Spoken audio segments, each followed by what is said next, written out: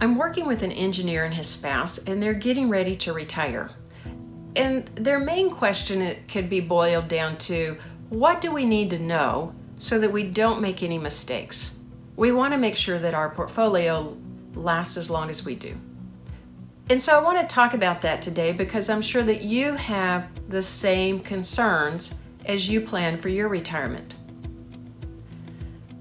Now, you have to always start with the basics. You have to know what your cash flow needs are going to be. What do you plan to spend in retirement? What income do you have that's going to come in from Social Security, pensions, other sources of income?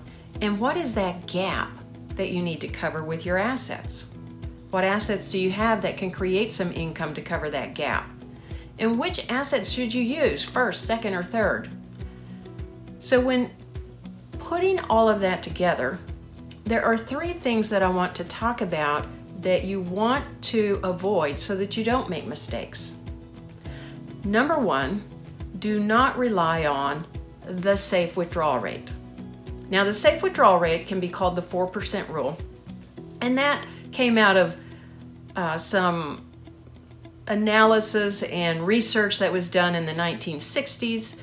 And the research showed that if somebody had a portfolio that was 60% stocks and 40% bonds, that over the previous 30 years, if they had taken 4%, they would not have run out of money.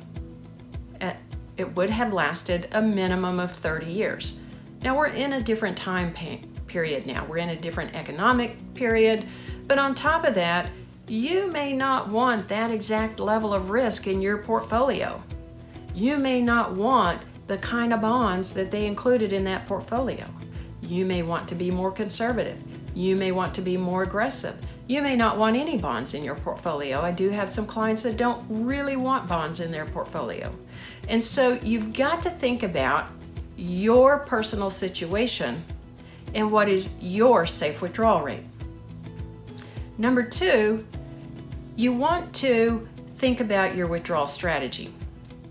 Now, traditionally we've said to defer taxes as long as possible. And so the traditional withdrawal strategy that flowed out of that was to continue to defer taxes when you hit retirement and just wait until you got to required minimum distribution age before you started taking any money out of those tax deferred accounts. What we know now is that that is not good advice.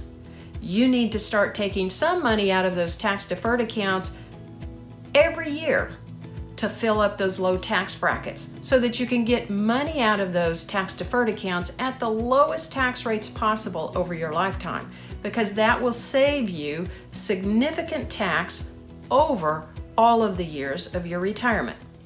And so you've got to develop your own personal withdrawal strategy. You won't be taking the same amount out of your tax deferred each and every year. It's going to be based on your income for that year, your cash flow for that year, and what your brackets are for that year. And so you want to develop that strategy and monitor it each and every year to ensure that you're paying the least amount in taxes over retirement.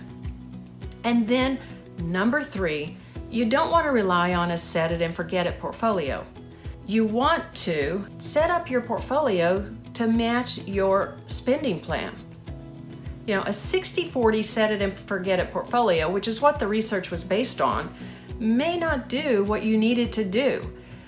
We saw last year that stocks and bonds were both down significantly. And we know from research that if someone retires and they have a 20% loss in that first year, that it can cut a decade off of their portfolio longevity. And you don't want that to happen to you. So the way to avoid that and the way to protect your retirement portfolio and your retirement income is to design a portfolio that uses a bucket strategy, where you are creating the specific income that you need, setting aside the specific buckets of money to support the earlier spending so that when you need to spend that money, it's there, it's safe, it's secure. And then beyond that, investing in risk assets, stocks and bonds that are for the long term, that will then have that growth that you need to keep up with inflation over time. But you know that you're not going to need those assets for at least 10 years. And so they're going to be able to rebound from any of these market fluctuations that we have. So that, in a nutshell, are the things to think about. Don't rely on the safe withdrawal rate. Don't rely on the traditional withdrawal strategy, and don't rely on a 60-40 set it and forget it portfolio. You need a personalized plan, a personalized withdrawal rate, a personalized withdrawal strategy, and a personalized retirement portfolio.